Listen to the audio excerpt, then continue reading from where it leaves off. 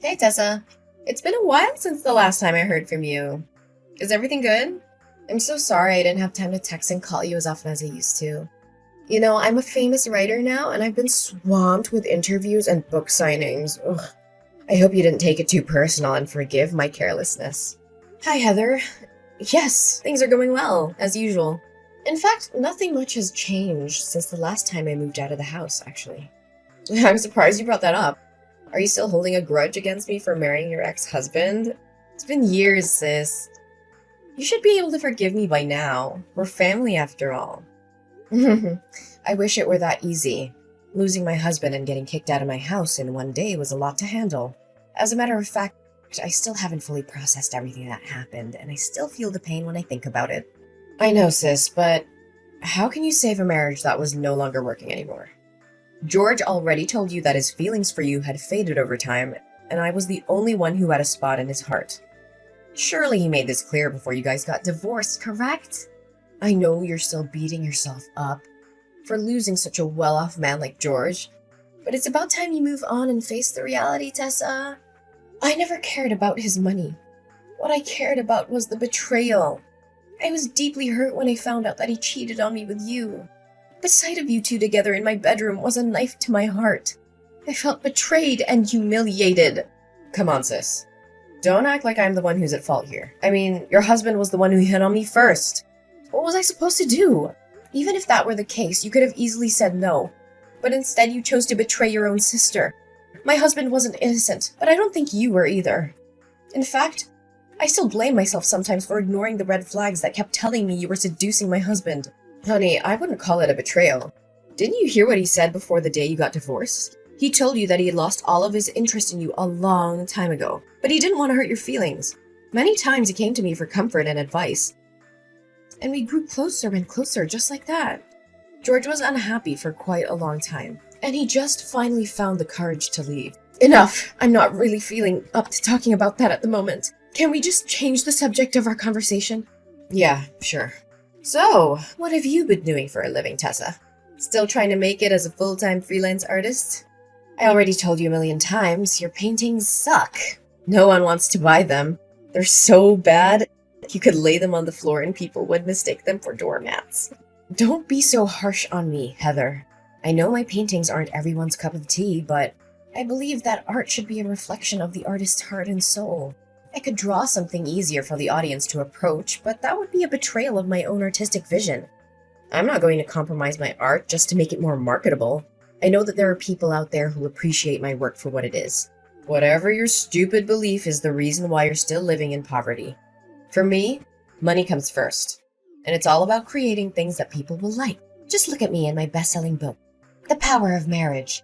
Sold over 200,000 copies and generated more than $1.6 million last year. Can you believe it? Oh, and have you heard about my book, A Match Made in Success? It's a memoir about my marriage to George, and it was just published last month. It's already sold a couple of thousand copies, and I'm really excited about it. Yes, I've heard about those books, and you've also written many other famous marriage books. I just thought it's quite ironic that someone who has sabotaged other people's marriages would write about the principles for a strong and lasting relationship. Hey, are you referring to me, Tessa? I can see that you're still struggling to conceal your jealousy of my successful and wealthy life. It must be hard to see someone like me living the good life while you're stuck in your destitute existence. I guess it must be tough raising Gabriella all by herself, huh? At least George still gives you some pity money every month to keep you and Gabriella from the verge of hunger. So, you're finally showing your true colors, huh? Well, let me tell you something. I know exactly how hard I had to sacrifice for you to get where you are today. I gave up my dreams, my relationships, and my sanity, all so that you could achieve yours. Oh, not again. When our father passed away and our mother left us, I was the one who stepped up to take care of you. I worked 2 or 3 jobs at a time to make sure that you had everything you needed to succeed in school. I even had to drop out of college myself, but I didn't care. All I wanted was to make sure that you had the best possible chance in life. And what did you do? You repaid my sacrifice by stepping into my marriage with George and destroying it. Oh, for the love of God! Would you please stop giving me that lecture? I'm so sick of hearing it. I don't owe you my entire life for something you did for me 10 years ago.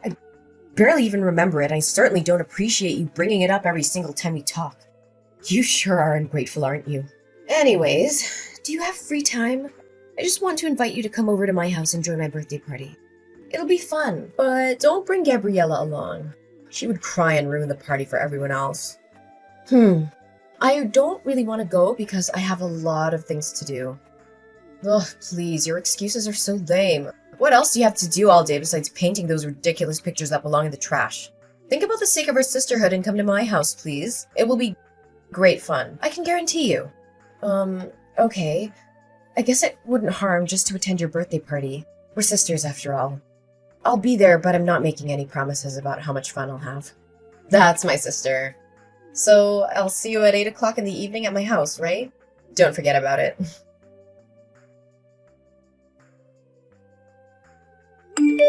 What was your intention of inviting me to your dinner party last night? You treated me like my presence wasn't even important. You called me your housekeeper and made me slave away for you and your guests. What was that all about? I'm not sure if you were trying to be funny or if you were just being mean. But either way, it was really hurtful. Tessa, really, could you think rationally for just a little bit? How can I call you my sister when you're so impoverished? I mean, judging by the way you dressed yesterday, I can only guess those outdated garments were bought at a thrift store or a garage sale. It's embarrassing to be seen with you in public. You don't even deserve to be my housekeeper. What? How can you say that about your own sister? Are appearance and money truly that important? What else could be more important? I mean, look at how my friends dress and look. They're all from wealthy families, have high social status, or are celebrities. If I claimed you as my sister, they'd laugh at me in my face and then shun me. You wouldn't want that to happen to your own sister, would you? But why didn't you give me a heads up? Instead, you made me a laughingstock in front of your friends. Well, it's not like you would find anything more decent to wear even if I told you about my friends in advance. But thanks for coming anyway. You were very helpful at cleaning after the party. I was so concerned because my current housekeeper asked for a sick leave and I couldn't find anyone better to replace her. So you called me up just so I could do the work for your housekeeper? Well, I'm not surprised by your actions anymore. After all, you've already stolen my husband and belittled my chosen profession. What else couldn't you possibly do to hurt me? One thing I'm a little concerned for you, though. Concerned for me? Why would you be concerned for me? I have everything I could ever want. I'm at the top of my career. I own your former house and your wealthy ex-husband. And I'm living the best life imaginable. What could possibly be wrong? Well, I'm just interested to see how the audience will react when they find out that your marriage is not as perfect as it seems. Will they be disappointed? Will they be shocked? I can't tell for sure. What do you mean when saying that my marriage isn't perfect? We are both incredibly successful people. I'm a world-renowned writer, and George is a household name who earns over $500,000 per year.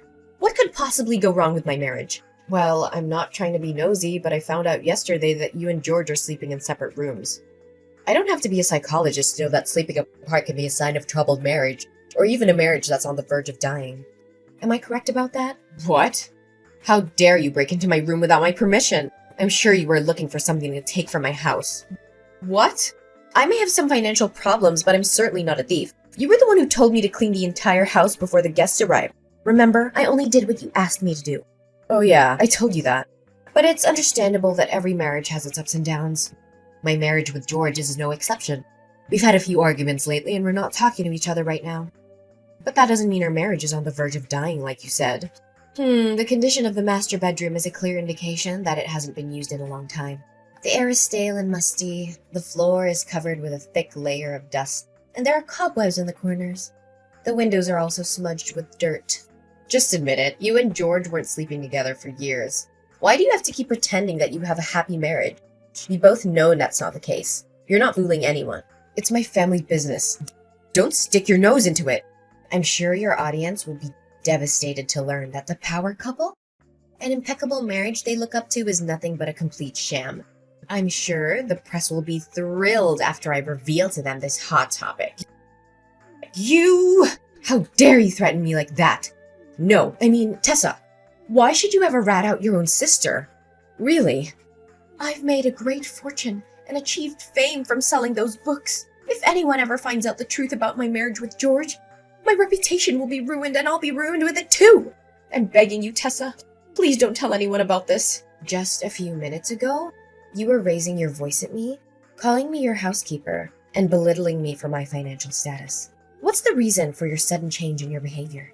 Well, Tessa, you know I didn't mean what I say. In fact, you already knew that I'm a person who always speaks without thinking about the consequences of my words. Please, Tessa, just forgive me this one time. I'll swear I'll treat you better the next time we meet. You have my word. I don't know, Heather. You've done me wrong over and over again. I don't know if I can still put my trust in you after all of this. I know I messed up, and I'm so sorry for what I did. I know that it doesn't make it right, but I hope you can forgive me. You know that you're the only one I can count on. Other than you, I have no one else. Please, Tessa, spare me this time. Okay, I let you go this time, but I'm warning you. If you do this to me again, I'm done. I can't keep forgiving you for breaking my trust. Thank you, Tessa. I know that you're my dearest sister in the world, and you would never do anything to harm me.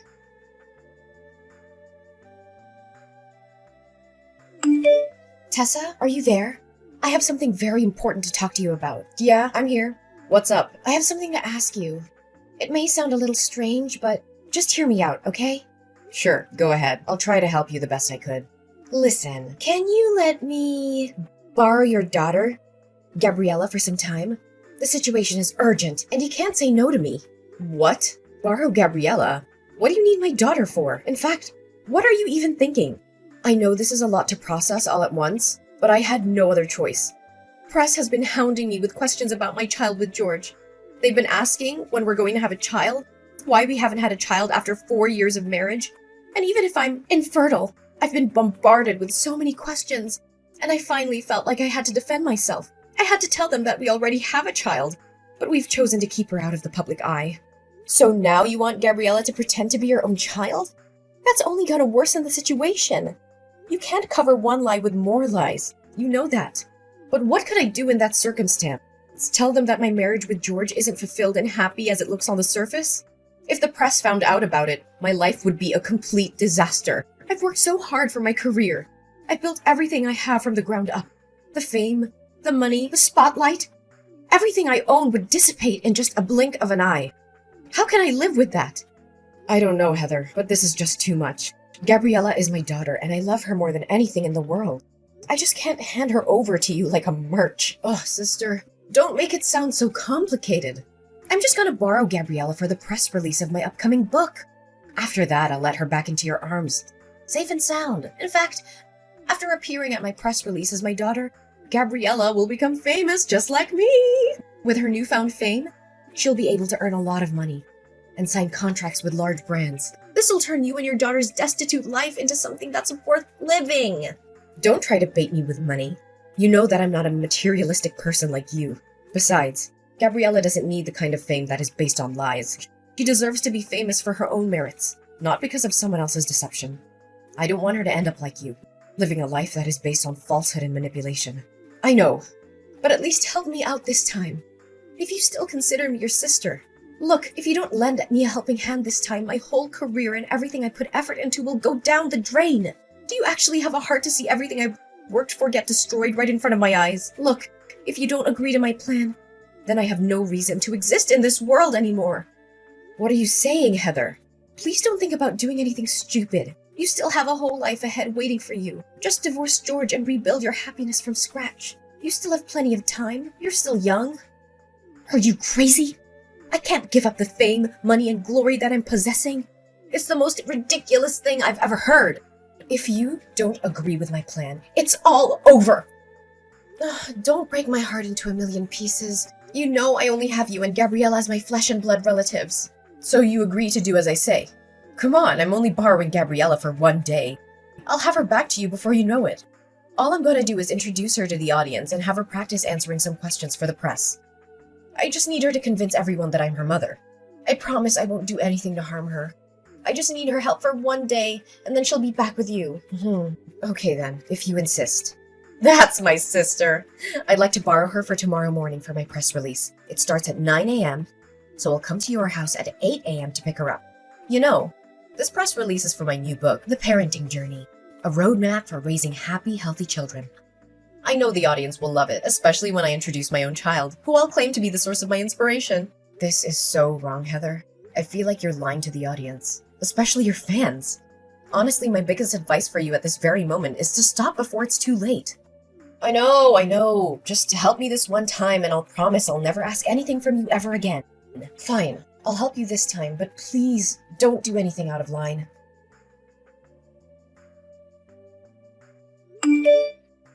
Heather, where are you and Gabriella? I've been waiting for you the whole day. You said you were going to return Gabriella to me by 1 p.m. Didn't you receive my innumerous texts and calls? I'm sorry, Tessa, but Gabriella is staying with me. She's such a bright kid, and the audience fell in love with her immediately. Did you know that just today, my new book has sold a couple of thousand copies? It's thanks to Gabriella. Tessa, I think I'm going to keep her around. Will you let her stay with me? No! She's my daughter. How can I let you keep her? Oh, come on, Tessa. Do you honestly think that you're giving her the life she deserves with your scanty income? I, on the other hand, have a solid financial footing that I can guarantee you that I'll take a better care of her than you ever did. I promise Gabriella will be showered with fame and money when she's become my child. There's no way she's gonna agree with your stupid idea. She knows very well that I'm her mom and she will insist on coming back to my arms. Oh, Heather, she's a 2-year-old kid. She can't decide for herself. Besides, I'm already at the airport. Me and my husband and Gabriella are heading to another country where you can't find me. Don't worry. I'll send you a couple of pictures of your daughter every now and then. Your child will be a great tool for me to earn even more money.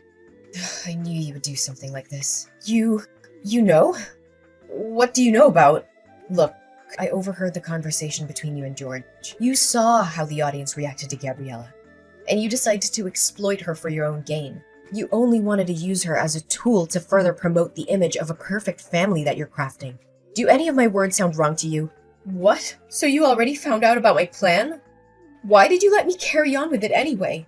Well, I just want the world to know your other side of personality, and what's better than catching you red-handed.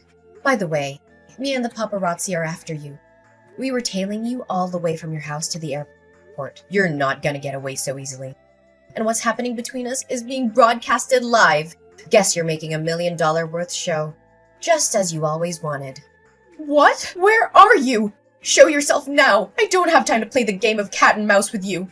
Well, take a look behind your back and find out.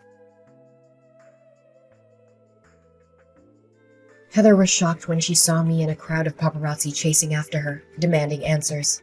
Everyone now knew the truth about her so-called happy and successful family. It was all a lie, a carefully crafted facade to make money. In reality, Heather and her husband George hadn't spoken to each other in years. She'd found out he'd been cheating on her with another woman, and she had been too humiliated to tell anyone. Now, the truth was out, and Heather was facing the consequences. Her books were being boycotted, her reputation was in ruins, and she was being sentenced to 3 years in prison for kidnapping. The prospect of my sister being able to write again seems daunting, and it may take a considerable amount of time. Additionally, I am uncertain if anyone will ever believe what she says again after what happened. Finally, Gabriella got back into my arms again. My precious girl is the angelic light that guided me even during my darkest days. She's my reason for living, and every picture that I paint reflects the immense and inseparable love between us. As my daughter Gabriella became famous, my paintings also gained more recognition.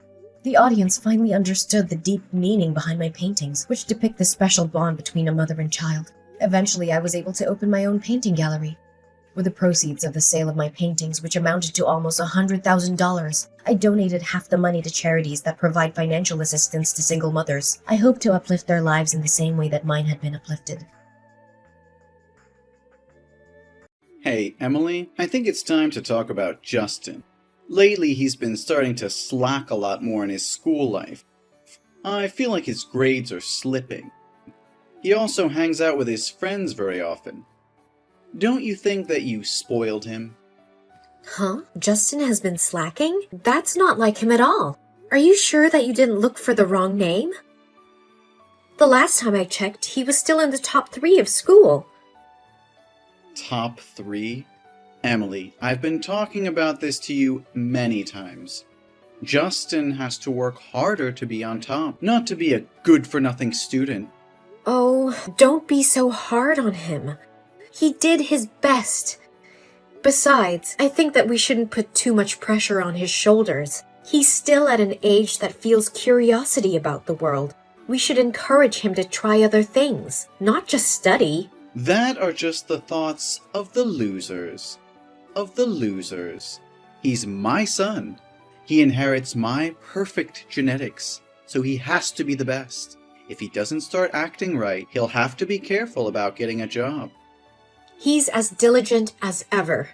He's still a really good boy. Maybe you're just too sensitive. Are you kidding? He's been changing more than leaves during the fall. What kind of mother are you? Can't you even do simple things like looking after and observing the kid?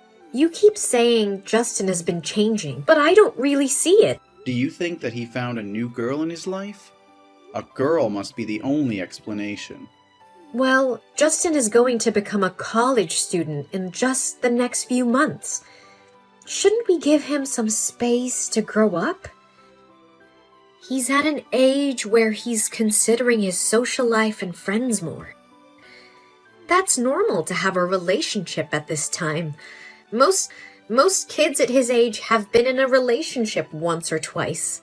Don't you remember that we've been together since we were his age? That's totally different. I've inherited my mom and dad's best and perfect genetics to balance between studies and other things. But Justin, he only has that extraordinary genes from me and mediocrity genes from you. So he has to try harder. I just want to say that he's doing well. It wouldn't be out of place, even if he really had a girlfriend. Oh no, that girl can destroy his career. She'll distract Justin from achieving his goal. You need to talk to him and make him break up with that witch. Don't be so harsh, Jack. We still don't know the reason. I think you're worrying too much. Justin knows how to schedule his time to complete everything effectively. What are you saying? Worry about getting a career lined up, especially for a successful career like mine. He's going to choose the university next week, right? So which university does he want to attend? Harvard, Yale, or Oxford? Well, yeah, we've been discussing this issue a lot recently. And Justin wants to come to the School of the Arts Institute. What? Art? Do you two lose your mind? How can he become successful with that freaky decision? Don't you know this is your job to raise him properly? To make him interested in success? But he is talented at painting and photographing. You know that. And he looks so happy when he does everything related to art. I just want to see him grow healthy and have the desire and courage to do things he likes. That's my definition of success. I think you're too tough on him, and he needs to spread his wings a bit. Hey, I spent a huge amount to send him to one of the most famous and expensive high schools out there, not to cherish this bullshit passion. I can't let him become a failure person like you. How can you talk like that? I have a decent job and an obedient son. I don't do anything wrong to be embarrassed about myself. Are you talking about your teaching job? Oh, come on. What do you have to be proud of with a job that earns you only a few pennies? Your yearly salary is not equal to mine in just 2 months. Your salary, compared to mine, looks like nothing more than pocket change. Hey, money talks, you know? So Justin has to study economics. You can't force him to do what you want. Shouldn't we be supporting him as much as we can? He doesn't want to be an entrepreneur. His dream is to become an artist. Who cares about that useless dream? It won't feed him in the future. If he thinks he can rely on my money, I swear I'll kick him out of the house. Justin is an intelligent boy and understands how the world works. He will be able to live well, regardless of his choices. I don't think I can agree with you about his major. The way you raised him was horrible, you know? I could have done so much better. He needed to be taught more strictly and disciplined. I should teach him that his destiny is to become a famous businessman. The apple doesn't fall far from the tree. He should do it better than me. But I just want him to have a happy life, not to follow anyone's orders. Life is for doing what he wants to do. Oh, I shouldn't let him get in touch with people from low class. I couldn't understand why I married you. I had plenty of other options. Because of your ordinary genetics, now a great poverty of ideas is running in my family. You can't defend me like that. I only speak the truth. For starters, you just went to a localized training center for teachers. Then you worked as a primary teacher for a low class that was not even an international school, which couldn't even put food on the table. I just married you because I think you're a teacher. You would know how to raise a kid. And somehow, you raised that kid with no willpower or determination without ever noticing it. Don't you ever talk to my son like that. Well, I have that right to teach my son not to become the black sheep of the family, as his mother. And since I make a lot of money and take responsibility for everything in this household, so it's fine. I don't think Justin sees that in you. There's no family connection between you and Justin since you never show up to any important moments in it, and you never talk to him as a father talks to a son, but more like a boss talking to his staff. You always command and order Justin to do his best in school and discuss your boring career advancement. Do you know how he was stressed out? Ha! That's life's lesson. They'll be helpful for him when he steps into the employment market. You even spanked him when he got second place in the math competition. You never gave Justin any love or attention, or taught him about boy matters. I'm the only one who's always there to support him. I'm sure that's affected him in the long run, more than you and I will ever know. Your job is to remind me how good I am and compliment me, not criticize me like this. Don't forget where you get the money to buy food, clothes, and everything you have.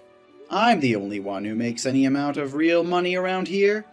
So just become as virtuous and capable as you always have. You just need to convince Justin to study to become a perfect family. No, I can't do that. Art means everything to Justin. Don't you remember that we almost lost him when he hurt himself because of depression? It was the drawing that helped Justin regain his spirit and be happy again. So I'm going to support Justin to do whatever he loves, no matter what. You're becoming such an annoying and shameless woman. It was your fault when you indulged the child. And now, see how useless and weak he becomes. Yeah, I'll take all the blame, but once more, I will let Justin study art. No doubt about it. You. This is the only time I'll allow you to talk like this to me. Do you understand? Now, tell Justin that he needs to start listening to his father. From now on, I will be the one to control and make the decision for him, and you have no job here anymore. Fine. As you wish. Got Justin's college test results yet? Yes, he's passed. He was even the school's entrance valedictorian. Oh, really? Oh my god. I know it. I know that he can do it.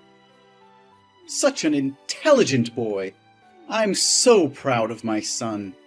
Whoa, this is the first time you've ever complimented him. Well, finally he gets on the right track. He deserves to be honored today. And you won't have to cook for dinner tonight. We will hang out to celebrate. So, what colleges will he go to? Oh, let me guess. Is that Harvard? Well, no. Oh, then it must be Yale. Yale's economics major is pretty good too. Actually, no. So it could only be Oxford. That's great. I used to study there too. Justin will attend the School of the Arts Institute as he wishes. What? Are you kidding me? How dare you two disobey my orders? I'm going to kill you! I told you I would do everything I needed to help him reach his dreams. Why are you filling his head with ideas of procrastination and giving up? What are you going to do if he becomes... What if it became as poor and useless as you? I believe in him and in everything he does. I think that he has a great talent and will soon become a famous artist. You are a failure as a parent. Picking you as my wife is the only mistake I've made in my life. I would have been better off picking a smart woman who knows her place. You ruined my son. You made him now become a nasty thing. Nasty thing? You can say every cruel word to me, but you never talk like this about my son. That's my precious son.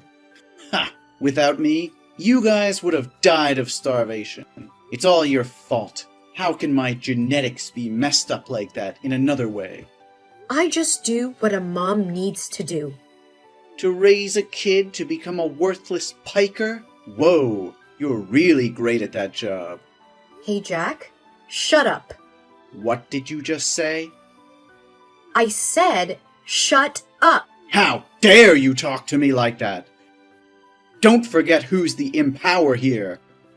Not anymore. I have tried to endure living in harmony with you to give my son a complete family. But you keep overstepping my limits. Then what? What can you do? Without me, you guys will never be able to live in the outside world. Don't be so confident about that. We'll go back to my mother's house. It's very close to the boys' school, so it'll be easier for him to attend. Especially if he never has to see your ugly face, ever. I also have enough savings to support my son's college education. What do you mean? Oh, I thought you said you were the smart guy. So why can't you understand what I'm saying? I want to divorce. What? How can you say that? I will give you a chance to apologize to me, and I'll pretend this never happened. No, Jack. I'm not saying that out of a moment of anger. I've wanted to divorce you for a long time, but I just didn't want my children to be teased by friends about not having a father. So I've been patient. But now, I have nothing to fear. Ha ha! Fine, you can go. Anyway, I'm sick of seeing you. But Justin will have to stay with me. No, he chooses to go with me. You can't get him to stay with you. That's illegal. Only the poor talk on the basis of the law. I have money, and I can hire the best lawyer in this city to prove that you do not have enough financial conditions to live with him. I will raise him again in the way I want. I am his father, and he must listen to me. It seems like you think of yourself too highly. Justin has never considered you as his father. He was the one who encouraged me to divorce you. He said that I'm the most important person to him, and that I don't have to put up with him anymore because he's grown up now, and I should live for myself. Ha! It was you! You manipulate him against me. No, Jack, it was you who destroyed this family. You were too engrossed in work that you abandoned our child and me. You were always thinking of using Justin as a tool to make your dreams come true, not teaching him how to become the person he wanted to be. You don't deserve to be a father. No, you don't have the right to blame me. I'm a perfect father. Nobody can talk to me like that. Justin and I will leave the house tonight.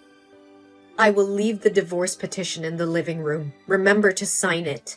No, wait. You can't do that with me. Justin is my son. He has to stay with me.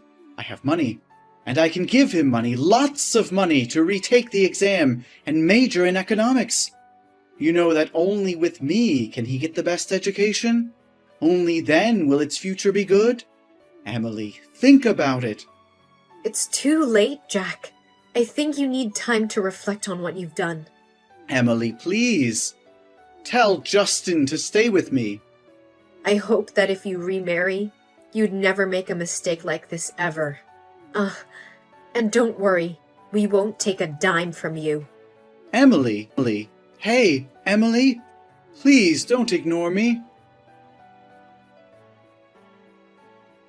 A few months later, it was reported on the radio that Jack's company went bankrupt because it invested in a ghost company. Now, Jack is being investigated by the police, has lost all his possessions, and has become homeless. Sometimes, we still see the silhouette of Jack standing, looking at my house. Later, Justin became a famous artist, and now has his own gallery. I am very happy for him. And now, I have also fulfilled my dream of traveling worldwide, and under Justin's support, I'm in a close relationship with an old friend from college.